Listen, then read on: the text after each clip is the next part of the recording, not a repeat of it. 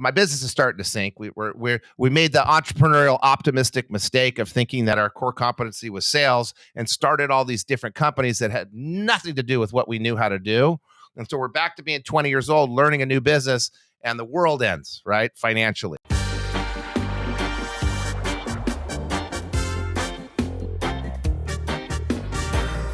Welcome to Find Your Freedom, the best entrepreneurship podcast.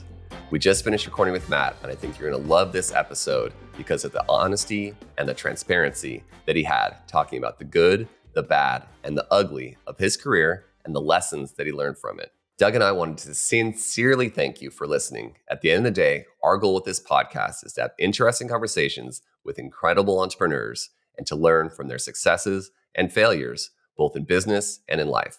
If you enjoy, please subscribe, like, and share this episode with an inspiring entrepreneur in your life so we continue growing the Find Your Freedom community. Yo. Welcome to the Find Your Freedom podcast, Matt. Oh, thank you so much for having me. It's so nice to see Doug, who has been frozen in time for 15 years. Last time I saw Doug, I might have been on a beach in Cancun talking about the sheet metal business. And then I saw him again today. We live right by each other. My daughter's employment is 3 miles from his house. So super stoked to be on here with you guys. Nice to meet you, Jonathan. I'm excited about the show. Hey, Matt, thank you so much. Welcome to the show. I just got to start by thanking you. The company that you run, College Works Painting, and have run for decades now, has had such a huge impact on my life. And, I'm forever grateful there. And the work that you do at CWP, as well as your podcast, The Edge of Excellence, aligns so well with what we're working to do here at Find Your Freedom. And so we had to have you come join forces with us today, and we're super excited. So tell us in your own words what your company does and what has set the company apart in your industry. Well, we have 4 brands. One's kind of just a real estate investment company that all we do is buy buildings that our own company rents from us.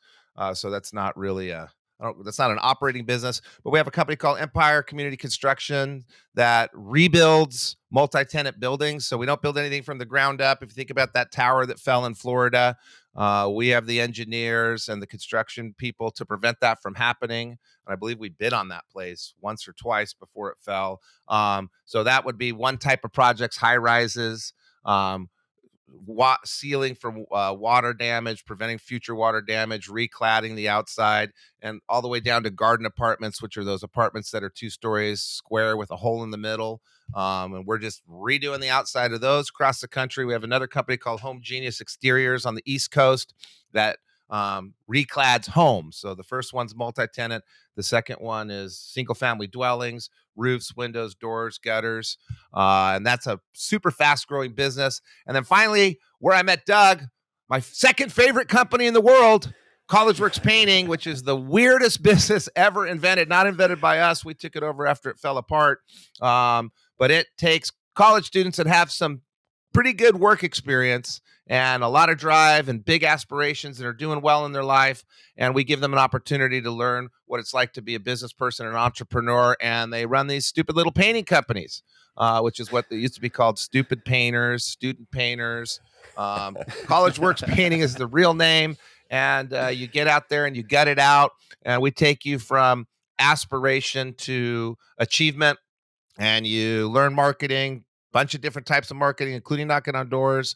You learn sales by going out there and pitching these $10,000 paint jobs to people that are twice your age. You learn how to hire, usually not to fire, because you learn how to hire more people than you thought you needed because people quit. And then you manage the production of it and you keep the profit at the end of the experience. So it's a microcosm of what it's like to be an entrepreneur and a leader in business. And that's for people that want to do anything. But want to be a leader in whatever they do. And we've been doing that for 30 years. I personally have been doing that. It's our 31st year, and we have over 40,000 alumni. One of which is Doug, one of our greatest alumni. Yeah, look at that. I would say the top alumni. Yeah, top alumni. Some people have said that. A lot of people have said that, actually. That's what he has on his LinkedIn, actually. He's definitely Top the alumni. youngest looking old alumni. I'll say that. That's You guys, and I could tell Jonathan too, you guys need to do a podcast on whatever exercise routine you have, whatever diet you have, and definitely the supplements, because I know Doug's taking Botox. There's no way he Oh, looks come like on that. now. Don't give away all my A lot of secrets now. Botox going on here. Young at heart. You know what's funny to me? You know what struck me about all those different businesses you listed? I was just talking to a friend last night about artificial intelligence and how it's going to change the world in the next couple of years. Everything that you just listed is impenetrable by AI. All of those are recession proofs, inflation proof. It's just like, they were talking about like what industries people should be going into. And I think it's so incredible. I wanted to know, was it conscious decision of you to go into these industries that really are less affected by the economy, less affected by the changes of things? These are things that are going to need to be around forever. Well, to the first point on impenetrable by AI, we'll see. We'll see, because you don't know what you don't know, but you're not going to have a $200,000 a year drone operator operating a drone to hold, a hammer or hold a paint sprayer, because it just doesn't make economic sense. So that's accidental. And really, the College Works business is the dumbest business model in the world. We don't have recurring revenue. We don't have recurring employees. We don't have recurring customers. However, it's been going for 31 years and been very successful. And now we have we used to get rid of everybody every year. Now we keep some of them. But we went into College Works. It only took you 30 years to figure that out, huh? Yeah. We went into College Works because we because it was a great company. We loved it and it fell apart. So we kind of stumbled across that. I didn't realize it was recession proof until we hit the first recession. And what happens in a recession is we're able to hire better people. So our closing rates go down, and we have some of those economic issues, but we tend to grow in a recession because of the people that we're able to hire. There's two sides, right? There's the employment side and the sales side. The Empire Company, we did consciously go into that business to offset the seasonality of the first business. However, we failed there because most of what we do is exteriors, and so when it rains, we can't work. And so that was the attempt. Because we work with HOAs, it's more recession proof, which we didn't consciously think about, but we stayed there. We went through the first recession, and my partner Jay branched us from just painting those buildings to rebuilding those buildings, which was a conscious decision by him to double our average job size in a recession. But we do find that because we deal with homeowners associations that have reserves, and we do construction defect work, that there are funds for us in a recession. So that's pretty exciting. And then the Home Genius business, they're going to have a little bit more of a challenge, but they're still doing things that are needed. So if you're in home improvement and you're doing bathrooms and kitchens, you're going to have a hard time in a recession. But if you're doing roofs, people figure it out, right? So, and we have financing and stuff to help people out. So some of it accidental, some of it conscious. And I will say that we made some mistakes, and one of the lessons was to focus on our core competency. So we had a mortgage lead manager, we had a real estate investment, well, actually a real estate invest and manage and sell company, we had a chemical company, we had a mortgage company. So you know how entrepreneurs go. You do something really well and you screw it all up by starting a bunch of stuff you don't know about. So one of my big lessons is to identify the core competency, which we thought was sales. That's not a core competency, and leverage the core competency. So while it's not pure, we have different customers and different employees in these different businesses and different ownership because there's partners in every division.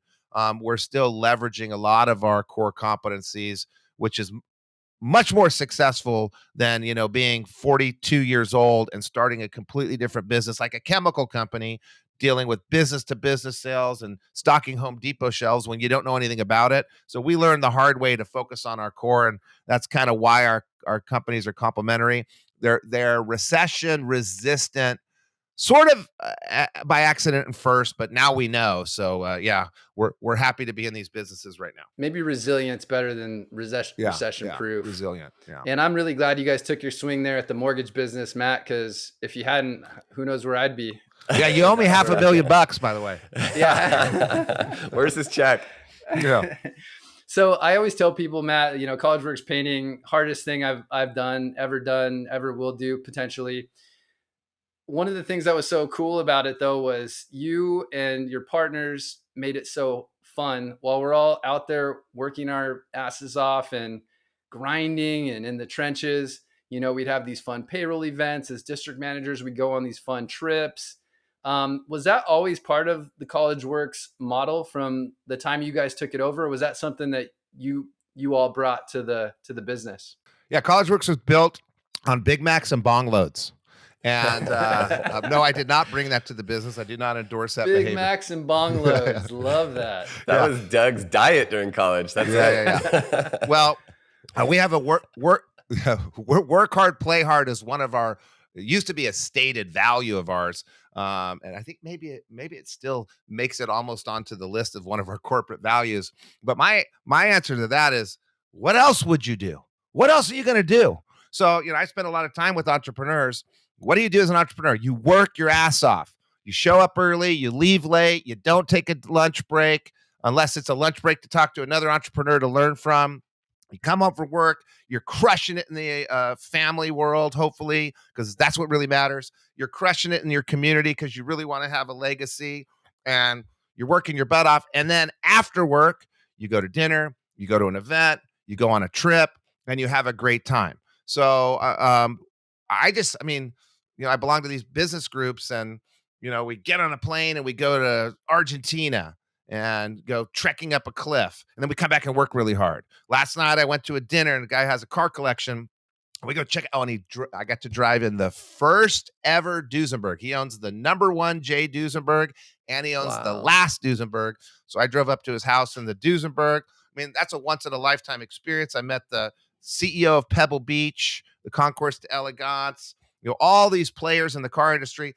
None of us are in the car industry, but, we're constantly learning and growing, constantly working hard, and constantly having fun. So, that's just the life you lead as an entrepreneur. So at College Works, we bring that to College Works, but really it's, you're missing spring break, you're missing the summer.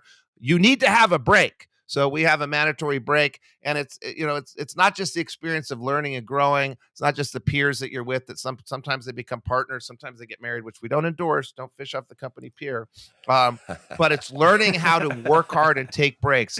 We talk about life goals. I do life coaching for all the district managers now. We go through the DISC test with everybody now, and we teach them how to shut down, turn their phones off, and take a break. And honestly, what do I want to do, Doug? Do I want to go work at 5:00 and go back to my Hilton Garden Inn in Lansing, Michigan, and watch CNN, which I love because I hate Donald Trump so much? Or do I want to go out? And I remember conversations with you, Doug, and it's been a lot of years. I remember the steel conversation. I remember, there's a lot of people I've sat with on the beach in Cancun, or sat with on a raft, or shot with a paintball and then laughed at afterwards. Relationships are made after 11 p.m. And I'm in the relationship business. And I'm in the relationship business because I want to be. Entrepreneurs get to do whatever the hell they want. So I'm going to teach them everything I learned from my tour as chairman of the Entrepreneurs Organization and all the speakers I've seen. And so they're going to get the best of that 20 years. And we're going to have a good time, and I'm going to know them for a long time. And we were talking about Justin and Jane. I haven't talked to them for a while, but I could show up in Denver, Colorado, and call Justin and say, hey, I'm at the airport, come pick me up. And I'd be staying at his house, maybe flying on one of those planes they keep flying on back home instead of commercial. But I mentioned before to you, it's kind of like a cult, but a good cult, right? I think of it as sibling rivalry, where you want to kick your brother's ass, but you want him to succeed as well. And just the cultures work hard, play hard. I just can't see it any other way. We do it in all our companies.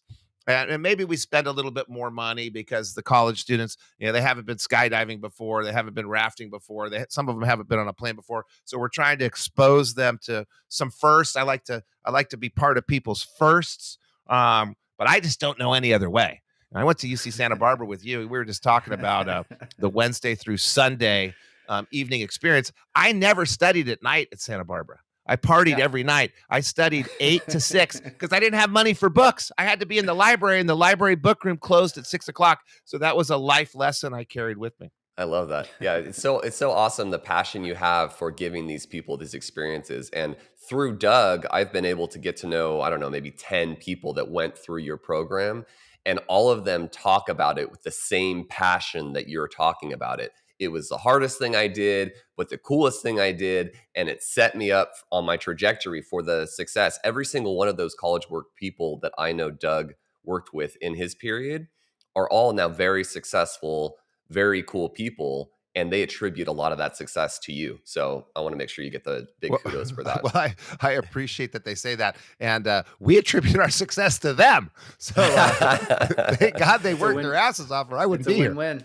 I know. I don't know how you brainwashed them, but it's a miracle. I love how you keep referencing back how you took over this company. Can you give us like one of my sweet memories of when I started my company is I was sitting back to back with one of my employees when I opened our first call center for our first dietary supplement company. We were answering calls together, and then we were packaging the bottles together when the calls weren't coming in. And me and our first employee, I was wondering if you have any like memories like that when you guys took over College Works from the beginning that kind of like stayed with you and is a sweet memory about how it all really started 30 years ago. If you asked any of the four of us, you'd hear probably a different story. But sweet memory, it wasn't. So the company fell apart. Bonuses weren't paid. I was paying bonuses out of my pocket, and the company was done. And I wanted to be a lawyer, so I grew up in New Mexico, and New Mexico is a middle class state, and there wasn't a lot of people I could look at and go, I aspire to that. The highest point in the hierarchy of Albuquerque, New Mexico is car dealer. And think about that. That's what you're aspiring to. You're aspiring to be Ken Johns, the biggest schmuck you've ever met in your life. And below that is the lawyers and doctors. And I passed out at the sight of blood, so I was going to be a lawyer. And I go to college and I try this business thing out. I didn't know what the business thing was. I didn't know what sales was. Sales was a dirty word back then. I didn't know what management was. I literally had a bullwhip and a BB gun. Literally, I had a black and white bullwhip that I got in Mexico and a BB gun. And my management was whip my brother, shoot my brother, whip my brother, shoot his friends, whip his friends, shoot his friends. And so that's what I thought management was. And I did this internship, and all my painters quit because I was the biggest asshole on the planet. And four of them were my roommates. So they literally tropped our plants as they walked a 6,800 DP across from Dog Shit Park. You probably remember that house on the corner. They trampled our plants and then hooked around and came back in the front door because, oh, by the way, I had a keg and I was barbecuing food for my painters. And then my best friend Gunnar sat down and said, "You're the biggest asshole I've ever met," and changed my life. And I didn't know what I was doing. And I'm starting to think maybe I shouldn't be a lawyer. I should do this business thing. And then the company fell apart. They're extended on their credit. They expanded from Canada. And these two guys, Jay Reed and Spencer Pepe, they were the VPs, and they're out of a job too. And we loved what we did. We just loved it. And they said, "Hey, we're going to restart it. You and Jeff, will you guys come, be working with us?" And I think there was 4 or 5 of us district managers, but I think Jeff and I know I had the record for many, many years. And after a couple of years of working for them, I was going to go start the business in Texas and share equity with them. They were going to finance it, and they got an offer to go work in the mortgage business. So had they not moved to the mortgage business and had to basically abandon the ship, Jeff and I wouldn't have been asked to come on and take over the business. And we said, we're not taking over the business. We're going to buy the business.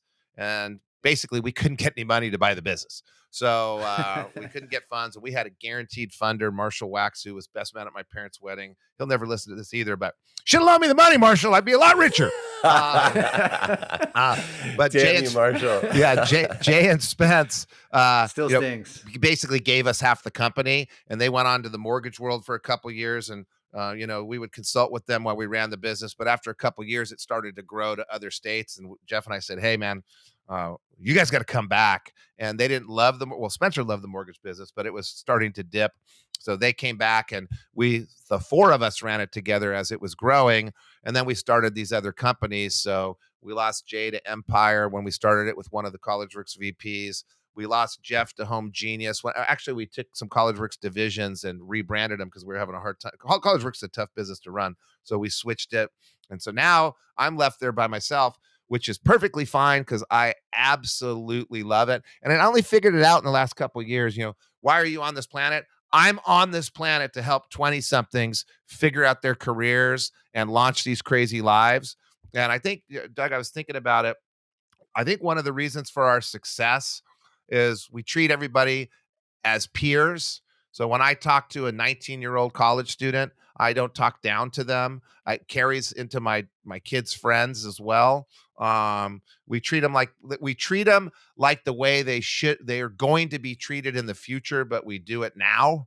And I think that's part of our culture, in addition to the fun stuff that people appreciate. Yeah, I love that. I love one of the, it sounds like one of the big lessons you had early on with College Works was not to be an asshole and to kind of find that balance of find that balance of the whip and also the fun and that Cancun and everything. You found that perfect blend of managing people. I was wondering, what other pieces of advice like that do you share with these 20 somethings? Do you have like a top 3 list that you like say, like, everyone needs to learn this when you're sitting with those students on the beach? What is the main core lessons you try and get across to them? Well, first of all, to the aggression, we'll call it. That's a better A word. Aggression, drive, uh, uh, high expectations.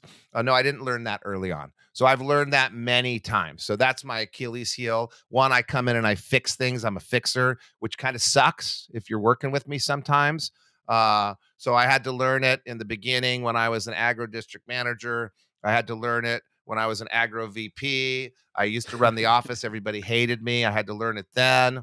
What really helped me learn that was I went into volunteer leadership, and I was president of my what used to be called Young Entrepreneurs Organization. Now it's called Entrepreneurs Organization. I was president of the chapter. Then I was global chairman. And so in that leadership role, I had to change because everybody was a volunteer, and we had professional staff, 63 members. So back to treating everybody like peers. Everybody was an equal in our group, and I learned a lot about leadership. What I tell college students that they really should learn, and this comes from a lot of volunteer leadership. I've been on a lot of boards, chairman of a lot of boards, interacted with a lot of people, and then a lot of time in YPO and the Entrepreneurs Organization and Vistage. I was a member of all 3 of them at one point in time. At the same time, reading lots of books, hearing a lot of people. So there's a couple things that I learned that changed my life. The DISC test. It's a personality profile test that is designed to help you understand how you work with others. That's where I found out I'm a driver influencer, which is basically an asshole that sells you on how great he is. AKA. And A-hole. yeah. Oh, sorry. I forgot we can't say those words on this podcast. Oh, no. We're good on this one. No, let it fly. Let it rip. On the other side of the spectrum, you have supporters and conscientious. And, I was driving people crazy because I moved too fast and I don't want the details and just finish it. And it doesn't need to be perfect. And their whole life is let's pay attention to the details. So I recommend, everybody take a DISC test, have their team take a DISC test. If you're young, time management seems to be real popular. The 7 Habits of Highly Effective People, and how you manage your time to doing things that are important and not yet urgent. There's a lot of things that people need to learn about stress, especially in this day and age. Breathing, meditation, what's good stress versus bad stress, maintaining relations. I learned from my grandparents, a goal orientation and how to set goals, manage goals, whether it's for life or for business. One-page plans, management action plans, me tools. So those are kind of the 5 things I teach my kids' friends, my friends' kids, and everybody at College Works has to get. As far as personal learning, I'm not a big reader, but I'm a big listener, and I like the one-on-one. So, there was one year I saw 100 different speakers. 1 year. And I'm sitting there taking notes, and I'm reading my notes afterwards. Listening to however you get your learning, listening to podcasts. I watch a lot of documentaries, reading, watching speakers.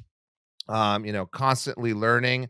So it's not you're like your kids don't go from little kids to adults. They evolve over time. I didn't go from kind of being aggro and hard to deal with to being what I consider to be a pretty good boss now. I still have my edges. And if my wife was in here, she'd be sitting there waving a flag right now because I do have some aggro at home. Yeah, but it's lifelong. So I mean, those are the things we tell students. We Doug's talking about culture. We have a strong culture.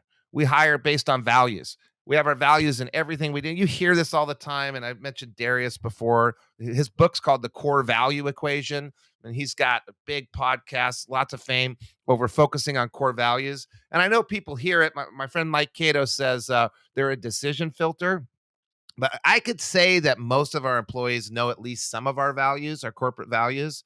And most of them know that those corporate values came from the individuals that started the corporation and are reinforced because we don't have narcissists that come work for us, because they won't like our values. They won't like our culture. So we use values as a decision maker, and identifying what your values are and writing them down and putting them in front of the team and having people talk about what it means to them and having people talk about examples they've seen of people living them. That really helped with our culture. And, I don't have a problem when someone takes someone skydiving or rents a Ferrari to go racing around in, because my personal mission is to live fully and help others do the same. And one of our corporate values is work hard, play hard, like I said. Um, and so, I as an entrepreneur, I think, and I was just talking to Doug about this, we're always talking about vision.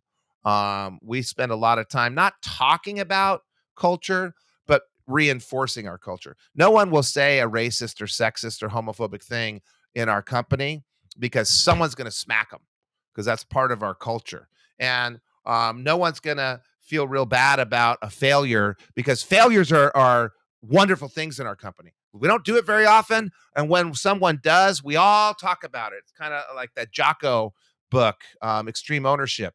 We want to make sure we're debriefing and learning. And we were doing that before we met Jocko and read his book. Let's yeah, you spoke about failure right there, Matt. Let's go all the way back again. I know, we're asking you to go 2-3 decades back here, but we like to highlight the challenges and talk through those periods and how it felt at the time for you, what type of mindset, mind frame you were in. Can you go back to the most painful, challenging moment of the early college work days for yourself? Well, it was the Great Recession. So we kind of started the Great Recession. All our stuff went down in 2007. We had the chemical company that wasn't working. We had the mortgage software that wasn't, or hardware actually, that wasn't working. We had a bunch of real estate that we were selling for 2.2 million a unit and ended up being 800 grand a unit. So we had this kind of perfect storm. And then I became chairman of the global board of EO. So all of a sudden, I'm like the king of the entrepreneurs, and there's 20,000 members worldwide in 53 countries. And I'm flying around first class. And one time I land in Saudi Arabia, and the left, I'm in the front, and the left door opens, and everybody starts going to the left door, and they grab me, and the right door opens. And I walk down the stairs on the right-hand side, and there's a Audi A8 waiting for me, and they just take my passport and drive me to my hotel. And I go to India, same thing. My buddy's married to this movie star. There's all this press. They actually break the window, get on the plane. It's a commercial plane. They've been sitting there for 3 hours waiting for Sanjay and I to go have an omelet at the Rajasthan, the Rumba Palace. That's where it was, on the lawn, like crazy shit. And I was in Singapore. So my business is starting to sink. We made the entrepreneurial optimistic mistake of thinking that our core competency was sales, and started all these different companies that had nothing to do with what we knew how to do. And so we're back to being 20 years old, learning a new business, and the world ends, right? Financially. And at the same time, I'm jetting around the world for 15 weeks a year with my wife at home. And so I was in Singapore, staying at the Ritz-Carlton in the President's Suite, and I'm talking to my wife about what a great time I'm having. And she said to me, I'll never forget this, while you're eating filet mignon and living in the President's Suite, I'm at home with your kids eating hot dogs and mac and cheese. And it never let me go. And I realized, and she was depressed, by the way. She had clinical depression. We had lost all our money. And not only did we lose all the money we had, we lost all the money we were going to get in the next 10 years. So we went real negative. And I had a bunch of shit. I had a 911 convertible, 2 Ferraris, an M5, a GLS Mercedes, the Lex, 6 cars sitting out in front of my mansion, wine collection, art collection, all this shit. And I didn't leverage the cars. I paid cash for the cars, but I had loans on some of the cars. I had loans on the house. I didn't have a lot of cash saved up. And then the recession hit and my businesses started going under. So I learned a couple things there. Well, first of all, I learned how to take the for sale sign off of my lawn in the morning when my neighbors were driving to work, and then put it back up, and then take it down again while they were driving back, because I was so embarrassed. And I learned that the hired guns that were running companies, friends of mine that were hired to run companies, they got golden parachutes. The entrepreneurs got a lead brick that they parachuted out of the plane with, because you're tied to this with personal guarantees. But Right. I learned a lot about core competency and what not to do, which I mentioned already. I learned to ensure your spouse lives the same lifestyle as you. And, you might be going on business trips, but you're having a nice dinner at the end of the day, and you might be going out to the bar afterwards. And maybe you're staying in the Hilton Garden Inn, and you're not having a nice dinner, and you're not going to the bar, but you're getting a break and you're watching a movie, and your spouse may be sitting at home, changing diapers. And so I immediately started sending my wife on a week-long trip with her friend every year for 18 years. I would plan it. They wouldn't even know. And back then we didn't have, I would give them a folder, like a paper folder, and they'd be going somewhere awesome and put up in a hotel, first class, like all the stuff that I got to do that they weren't doing. And I learned to really make time, and I'm still working on it constantly to ensure that my spouse to live the same lifestyle as me. And then I also learned a lot about the entrepreneur's optimism, which is the reason why we have entrepreneurs. They're so optimistic, but there's this inner marketer inside all of us. And by the way, I copyright both those terms. It cost me $7,000 per term. They've now been released from copyright, because I wasn't going to pay $7,000 because no one's stealing my damn term. But the inner marketer is like, you can do anything. Everything you do is right. Of course you can accomplish that. And that's what fuels us. That's why Doug left his high-paying job to start this business. That's why you did too, John. I mean, we think we can, and then we know we can. But sometimes it spins a little bit out of control. So I learned to kind of control that inner marketer, to check in with that inner marketer, to make sure, I was looking at my core competencies. I understood where my weaknesses were. And, that's wisdom, right? You get stung, you learn, but those are kind of my three biggest ones: the spouse, the core, and controlling that inner marketer. I'm hearing a lot of maturation there, Matt. That's impressive. My daughter who's 18 goes to Dana Point, works at Pizza Port. Yeah. She got a little bit grounded for being mean. And she said, you don't respect me like an adult. And I'm like, Kennedy, yeah, not really. I hate to say it, but yeah, what is wisdom? It's experience and time. So Right. My daughter's not at the point where she's milking me for all my knowledge. She'll get there. But yeah, I have a lot of negative experiences that I dwelled in for a long time that kind of helped me grow up. How'd you claw back out of that hole though, Matt? You said like you had to sell everything and everything was kind of leveraged and the income prospects were bleak there for a while. So how'd you claw back out? So I came up with this concept that I was going to move, and I wasn't going to move out of my house. I was hoping it didn't sell. I was going to move to a different time. So I moved to November 2010 in 2007. And I'm a planner. I'm a list maker. So I sat down and I made a list. And so we're going to sell the cars. We're going to sell the wine. We're going to sell the art. Oh, first we're going to rack up the credit cards, because I needed to delay selling the cars. And I rode the Ferrari market right into the ground. But, rack up the credit cards first. And then those assholes, sorry to use that word again, started lowering my credit limit and raising my minimum payments. And so I had like all this credit, and then I had none. Sell the cars, sell the wine, sell the art, sell the house.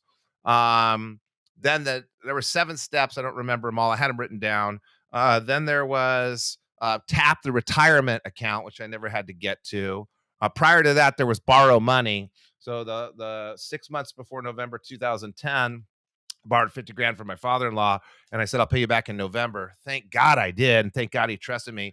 But that was the bridge that got us through. We also had to lower our overhead. I had passes to every park, Disney, the water parks, the Legoland, canceled all that.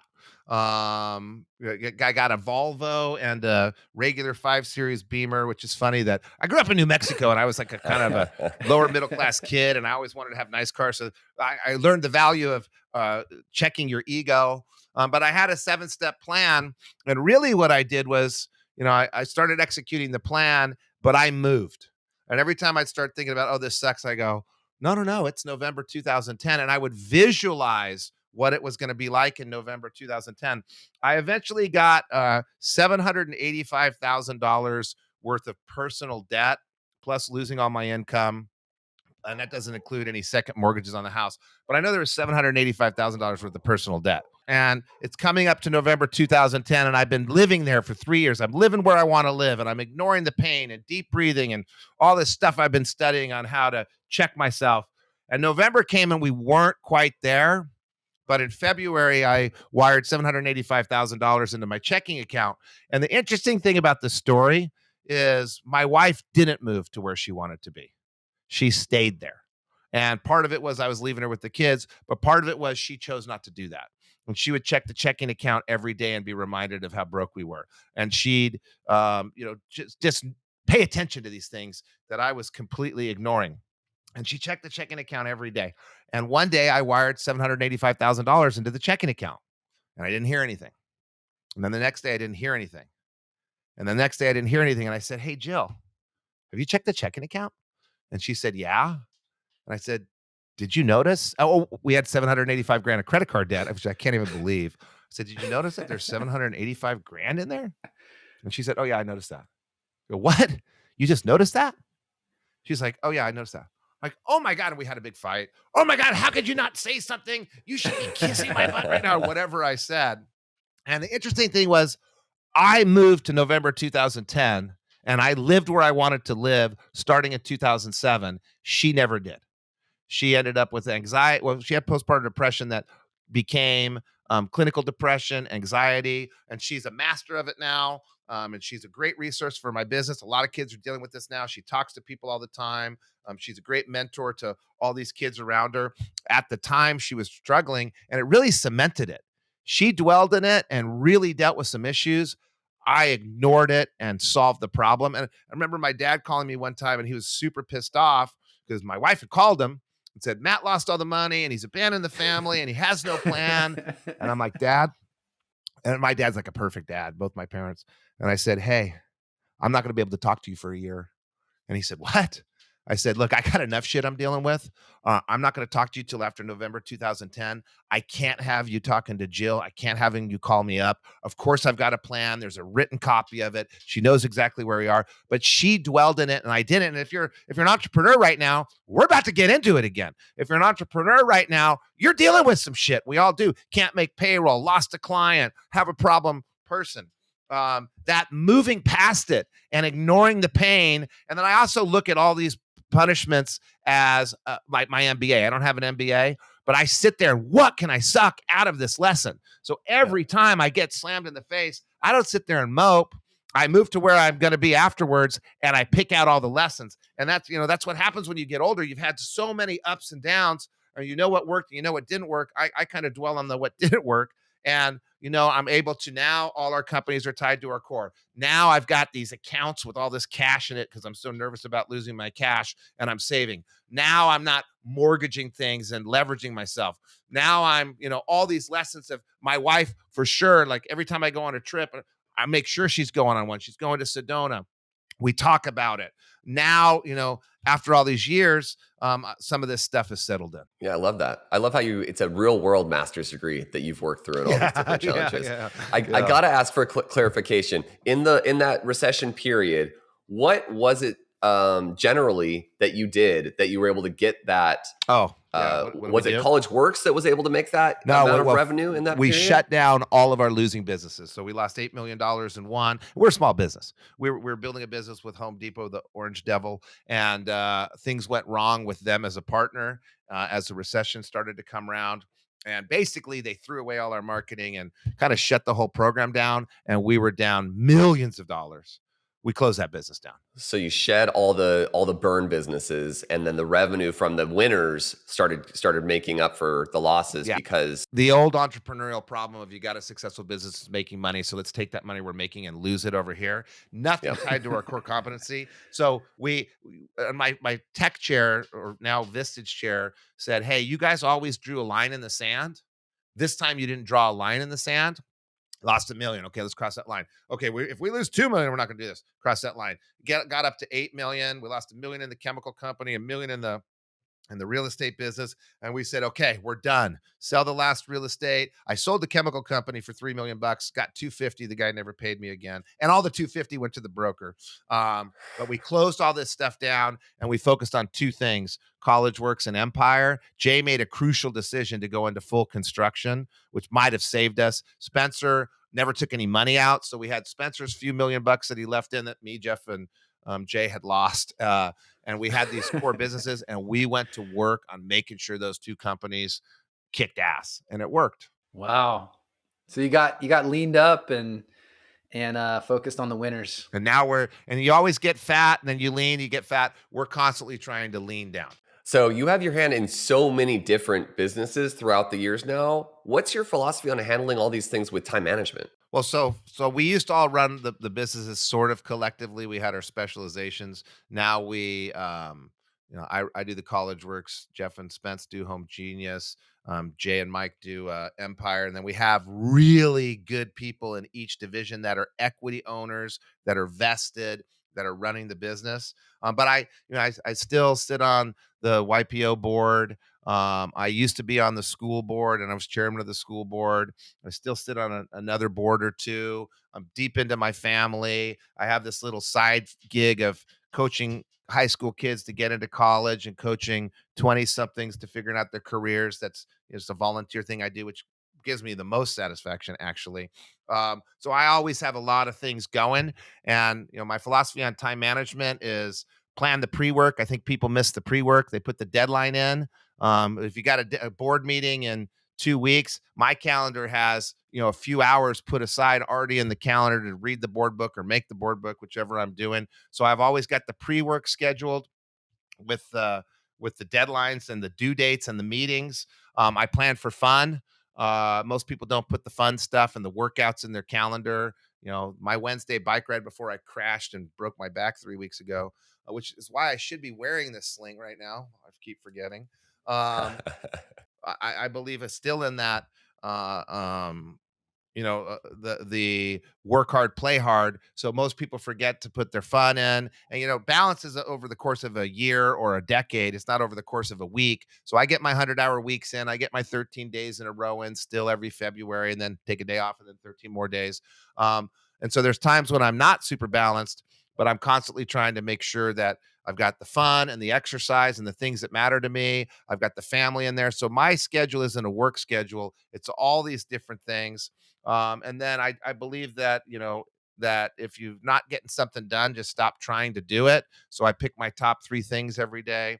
So yeah, my philosophy on time management is use it for everything. Become a super nerd. Your wife goes in there, your girlfriend, your boyfriend, your kids, everything's in there. The drive's in there, the pre-work. So I'm very organized. And most of the people I know are super organized with time management, and they're able to do a bunch of stuff. We just get more done in the same day that everybody else is working. I love that. That's super critical. This is one of my favorite questions that we ask every guest because it's kind of a personal question. There's no right answer to it. But how would you define entrepreneurship? I think entrepreneurship comes down to the risk.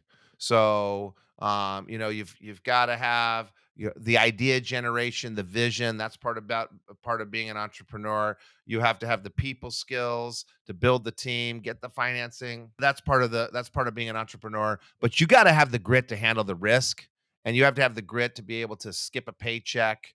And every winter for years I wouldn't get paid, and not only that, I was paying. Right. And I think that kind of separates. You're taking an idea. It's an idea plus people generating a result. So you have those 3 things. I know there's entrepreneurs that are one-man shops, but until you're creating a job for someone, I don't know that you've fully achieved that entrepreneurial role. But I think, beyond that, it's the risk. Love that. Yeah, that grit is I love that term.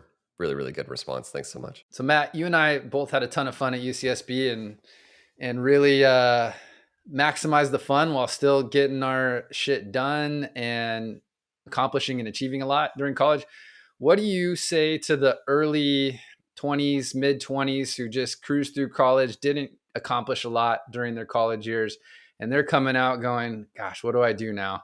I feel like I'm behind the 8 ball and I need to catch up. I want to be an entrepreneur. I want to find success. What advice do you give to those? Like Bill Gates, the Yes. dropout. Exactly. Um, Exactly. Yeah, it's never too late to start.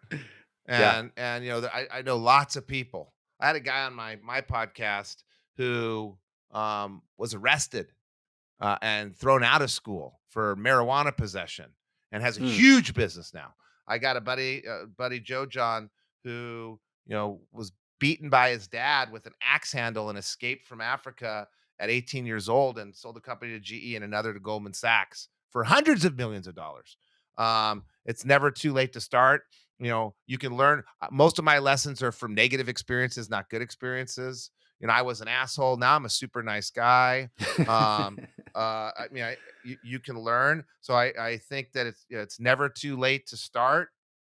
And starting usually involves patience, and starting usually will not be in the role you're ending. So you're going to have to pay the piper at some point in time. If you're sitting in your car listening to the podcast and you're thinking, I blew it in high school, I blew it in college, stop blowing it in your job right now, because you have a reputation and people notice. And if you're smoking weed and partying and doing the bare minimum, no one's going to go into business with you. But if you're kicking ass, people want to be around you. And that can start whenever. I know a lot of people that blew it through high school and college in their early 20s and are kicking my butt now. Yeah, I think that's one of those really interesting things. When people are frustrated with where they've been and have these big goals for themselves, but then in their current job, they're not excelling. It's like, put your best foot forward, because the people that are around you, like you said, that's your reputation. I think that's such great advice. One of the things that we like to do is let our audience be able to reach out to our guests. So where can they find you? Where should we send them? Orange County, California. I've